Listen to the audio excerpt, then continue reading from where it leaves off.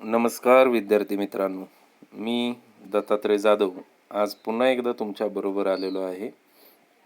Mathematics paper second मधील second chapter application of डेरिव्हेटिव्स मधील tangent आणि नॉर्मल हा पॉईंट घेऊन.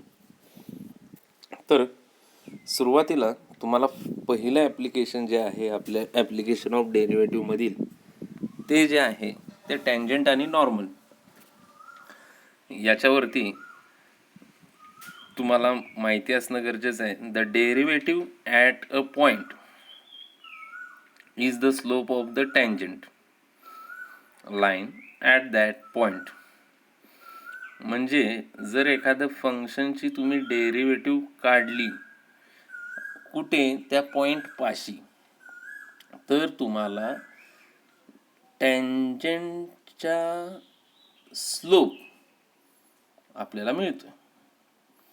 ओके, म्हणजेच if y is equal to F of x is a continuous function of x representing a curve in x y plane and px1 comma y1 is any point on it, then dy by dx at x1 comma y1, that is f dash of x at x1 comma y1, represents slope of the tangent to the curve at px1 comma y1. म्हणजेच तुम्हाला सांगायचं झालं तर derivative at a point is nothing but slope of tangent. Derivative म्हणजे slope of tangent नव्हे, तर derivative at a point म्हणजेच slope of tangent. Okay, tangent म्हणजे काय बघूया. अ line which touches a circle or ellipse or a given curve at just one point. Okay, एखादी line एखाद्या सर्कलला किंवा एखाद्या इलिप्सला किंवा एखाद्या पॅराबोलाला एकाच पॉईंटमधून टच करून जाते, त्या लाईनला आपण टँजंट असं म्हणतो. ओके, आता नॉर्मलची definition. The equation of line perpendicular to tangent at point P X comma Y is called as normal. Okay, normal म्हणजे ह्या लाईनचं इक्वेशन आहे की जी लाईन टँजंटला परपेंडिक्युलर आहे. ओके, सोबतच्या फिगरमध्ये मी दाखवलेला आहे बघा, y is equal to F of X हा कर्व आहे, त्या कर्ववरती पी हा पॉईंट आहे. पी या पॉईंटपाशी मी टँजंट काढलेला आहे. टँजंट म्हणजे स्पर्शिका काढलेली आहे, त्याला स्पर्श करून जाणारी. टँजंट हा एका पॉईंटला एकच काढता येतो आणि त्या टँजंटला एक परपेंडिक्युलर लाईन काढलेली आहे, ती मी रेड इंकनं दाखवलेली आहे. ती लाईन म्हणजे तुमचा नॉर्मल. ओके, टँजंट आणि नॉर्मल हे एकमेकांना परपेंडिक्युलर असतात. ओके, आता 11th स्टँडर्डमध्ये आपण काही पॉईंट्स बघितलेले आहेत, ते पॉईंट्स रिमेंबर करण्याची आवश्यकता आहे. फर्स्ट पॉईंट आहे, if lines are perpendicular then product of the slope is -1. That is, if m1 is the slope of one line and m2 is slope of another line, then m1 into m2 is equal to -1. Okay, म्हणजेच तुम्हाला एखाद्या लाईनचा slope माहीत असला तर दुसऱ्या लाईनचा slope easily काढता आला पाहिजे, त्याला परपेंडिक्युलर असणाऱ्या लाईनचा. सपोज करा की एका लाईनचा स्लोप 5 आहे, परपेंडिक्युलर लाईनचा स्लोप हा -1/5 असणार आहे. ओके, सिमिलरली एखाद्या लाईनचा स्लोप 2 आहे तर परपेंडिक्युलर लाईनचा स्लोप -1/2 असेल. एखाद्या लाईनचा स्लोप 4/5 आहे, परपेंडिक्युलर लाईनचा स्लोप काय असणार आहे, 4/5चा रेसिप्रोकल 5/4 आणि त्याला निगेटिव्ह साईन म्हणजे -5/4 असणार आहे. ओके, दुसरी गोष्ट रिमेंबर असण्यासाठी स्लोप पॉईंट फॉर्म तुम्हाला माहिती असणं गरजेचं आहे. स्लोप पॉईंट फॉर्म काय सांगतोय बघा. Equation of line having slope m and passing through the point x1 comma y1 is given by y minus y1 is equal to m into bracket x minus x1. जर तुम्हाला एखाद्या लाईनचा slope आणि एखादा point माहिती असेल तर तुम्ही त्या लाईनचं इक्वेशन काढू शकताय स्लोप पॉईंट फॉर्मनुसार. y minus y1 is equal to m into bracket x minus x1. तिसरा पॉईंट रिमेंबर करण्यासाठी महत्त्वाचा आहे, if lines are parallel then slopes are equal. जर लाईन्स दोन पॅरलल असतील तर त्यांचे स्लोप सारखे असणार आहेत, that is m1 is equal to m2. चौथा पॉईंट आहे slope of a line. The slope of a line ax plus by plus c is equal to 0 is given by minus coefficient of x divided by coefficient of y.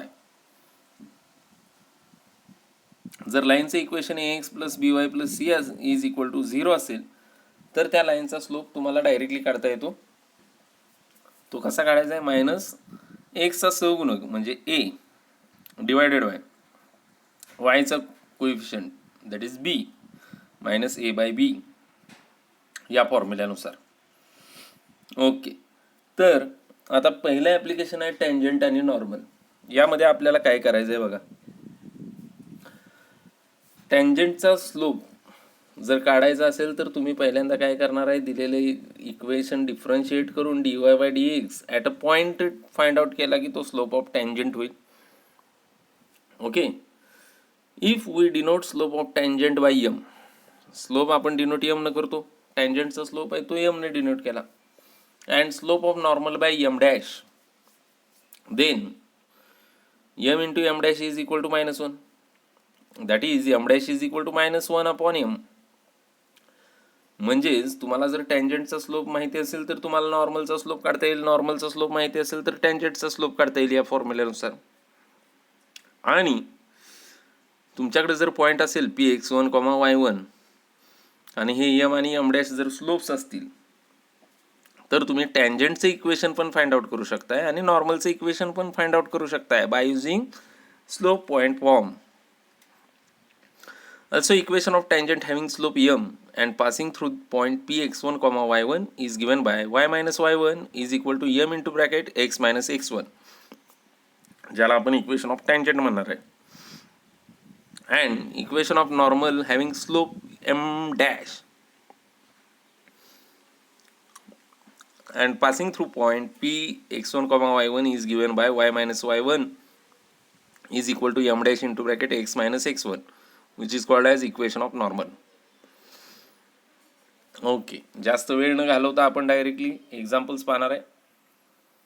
So first example, find the equation of tangent and normal to the curve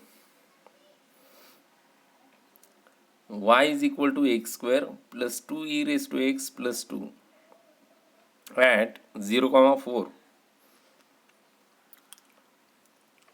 तुम्हाला दोन गोष्टी हव्या आहेत tangent आणि नॉर्मलचं equation find out करण्यासाठी.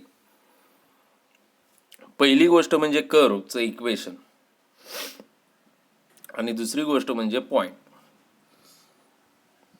आता काय करायचे प्रोसिजर बघा. जे कर्वचं इक्वेशन दिलेलं आहे ते डिफरन्शिएट करायचं with respect to x, dy by dx मिळेल. dy बाय dx मध्ये एक्स आणि वायच्या व्हॅल्यूज त्या पॉईंटच्या टाकायच्या म्हणजे dy by dx at a point मिळेल. तो आपला असणार आहे स्लोप ऑफ टँजंट. त्याच्यावरून slope of normal find out करा, स्लोप्स मिळतील, पॉईंट आहे, स्लोप पॉईंट फॉर्म वापरून तुम्ही टँजंटचं आणि नॉर्मलचं इक्वेशन फाइंड आउट करू शकता. सो गिवन मध्ये मी स्टार्ट करतो. Given equation of curve is, कर्वचं जे दिलेले इक्वेशन आहे ते y is equal to X square plus 2 e raise to X plus 2. आता याची डेरिव्हेटिव्ह काढली पाहिजे म्हणून मी differentiating with respect to X करतो. y ची डेरिव्हेटिव्ह dy बाय dx होईल, एक्स स्क्वेअरची डेरिव्हेटिव्ह 2x, 2 कॉन्स्टंट आहे, तसेच e रेज टू एक्सची derivative e raise to X plus पुढचा 2 आहे त्याची डेरिव्हेटिव्ह 0, म्हणजे dy बाय dx मिळेल 2x plus 2 e raise to x.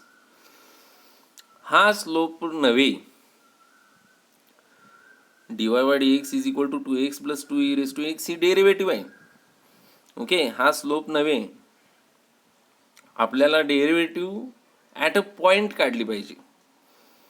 म्हणून बघा dy बाय dx ॲट 0,4 म्हणजेच याचा अर्थ derivative at a point.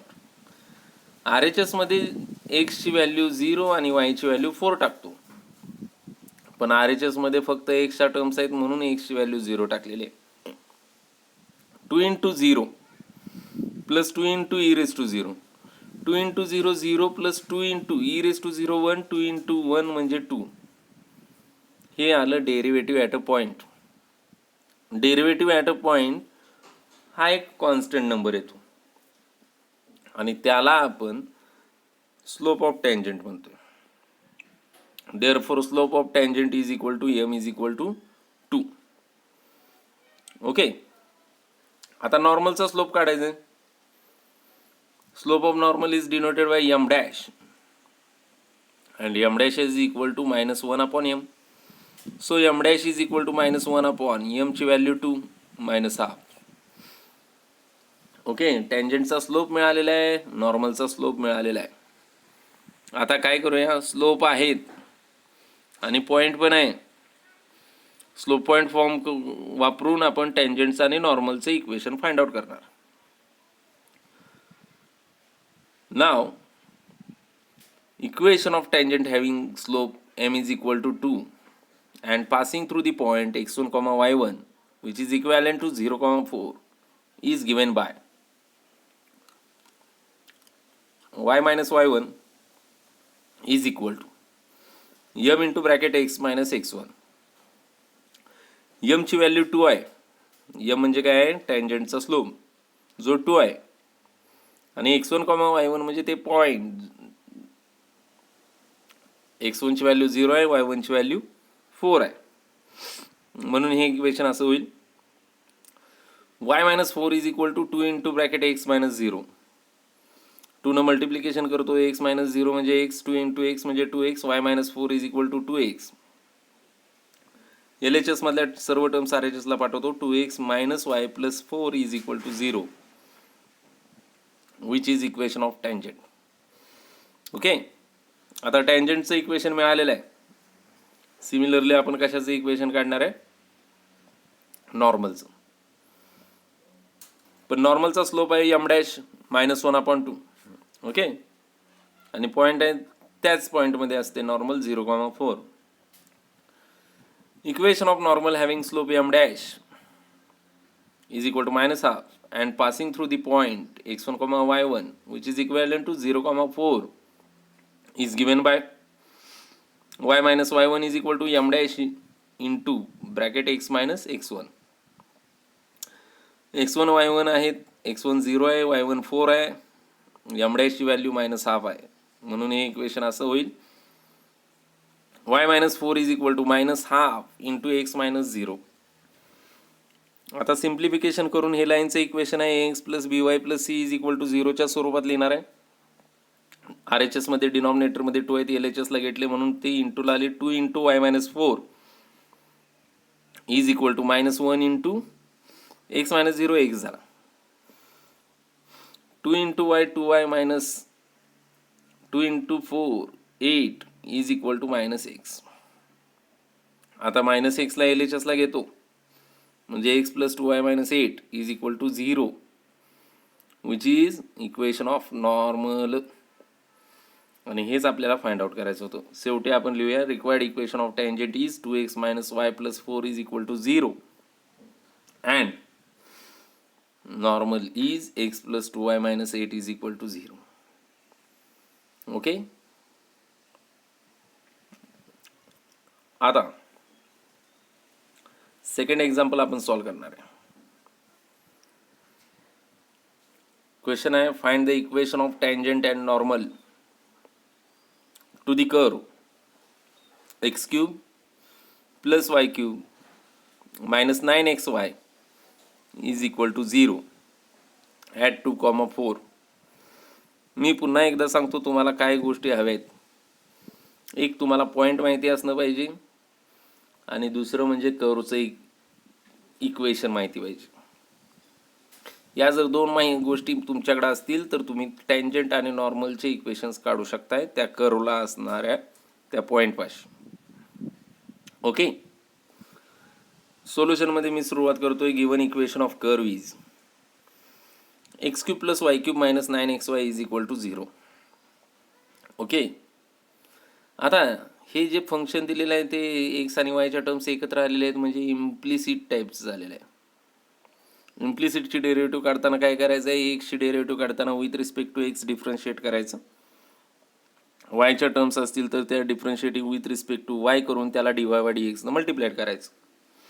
Okay, so differentiating with respect to X. X क्यूबची डेरिव्हेटिव्ह ती काय येणार आहे, 3x². वाय क्यूबची derivative 3y² into dy by D X. -9 constant तसेच into D D X of X into Y is equal to 0ची derivative 0 येणार आहे. 3x² तसेच plus 3y² d y by D x तसेच -9 तसेच डेरिव्हेटिव्हच्या आतमध्ये प्रोडक्ट रूल वापरतो. पहिलं तसंच दुसऱ्याची डेरिव्हेटिव्ह प्लस दुसरा तसाच पहिल्याची डेरिव्हेटिव्ह. इथं पहिली टर्म आहे एक्स आणि दुसरी टर्म आहे वाय. एक्स तसाच वायची derivative DY by D X plus Y तसाच एक्सची डेरिव्हेटिव्ह 1. -9 म्हणून आतमध्ये मल्टिप्लिकेशन करून घेतो, म्हणजे पुढं असं होईल 3x² plus 3y² d y by D x -9x dy by D x -9y is equal to 0. आपल्याला सध्या पहिल्यांदा d y by D x find out केला पाहिजे. म्हणून ज्या दोन टर्म्स आहेत 3y² d y by D X आणि -9x dy by D X, याच्यातून DY by D X common काढतो आणि ज्या टर्म्समध्ये डीवाय बाय डी एक्स नाही त्या RHSला पाठवतो. पुढची स्टेप अशी करेन मी, 3y² -9x into dy by D x is equal to -9y पलीकडे गेले +9y झाले आणि प्लस 3x² पलीकडे गेले -3x² झाले. डीवाय बाय डी एक्सची व्हॅल्यू आली 9y - 3x² divided by 3y² -9x. हा डेरिव्हेटिव्ह आहे, हा स्लोप ऑफ टँजंट नाही. पहिली गोष्ट तुम्हाला लक्षात राहिली पाहिजे. आपण ॲप्लिकेशनमध्ये पहिल्यांदाच सांगितलेलं आहे, derivative at a point is nothing but slope of tangent line. He derivative मिळाली. आता डेरिव्हेटिव्ह ॲट अ पॉईंट काढतो. पॉईंट कोणता सांगितलं आहे, 2,4, म्हणजे एक्सची व्हॅल्यू 2 आणि वायची व्हॅल्यू 4 टाकणार आहे. म्हणजेच DY by D X at 2,4 is equal to 9 into वायची व्हॅल्यू 4 -3 इंटू एक्सची व्हॅल्यू 2 चा स्क्वेअर डिवायडेड बाय 3 इंटू वायची व्हॅल्यू 4 चा स्क्वेअर -9 इंटू एक्सची value 2. 9 into 4 36 minus 2 square is 4 into 3 12 divided by 4 square is 16 into 3 48 minus 9 into 2 18. 36 minus 12 24 आणि 48 minus 18 30. Okay, 6चा भाग लावतो. 6 चौक 24 आणि 6 पंचे 30. डेरिव्हेटिव्ह ॲट अ पॉईंट म्हणजे slope of tangent is equal to m is equal to 4 divided by 5. आता m dash काढायचं आहे म्हणजे स्लोप ऑफ नॉर्मल काढायचं आहे. m डॅश कसा असणार आहे, -1/m, किंवा डायरेक्टली इथूनच काय करायचं, 4/5चा रेसिप्रोकल घ्यायचा, तो येईल 5/4 आणि त्याला मायनसचं साईन लावून टाकायचं, म्हणजे -5/4 येईल.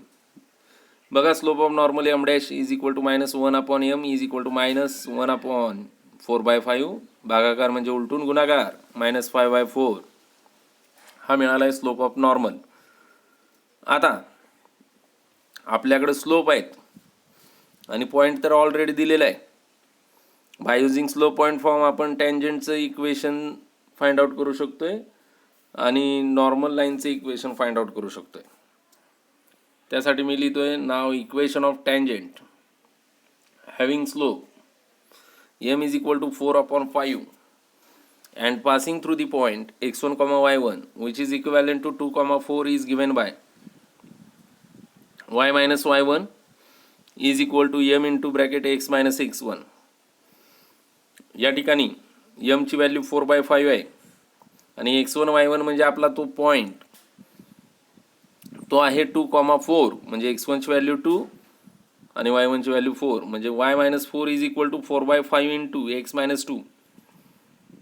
डिनॉमिनेटरमधले 5 इंटूला घेतो, म्हणजे 5 into y minus 4 is equal to 4 into x minus 2.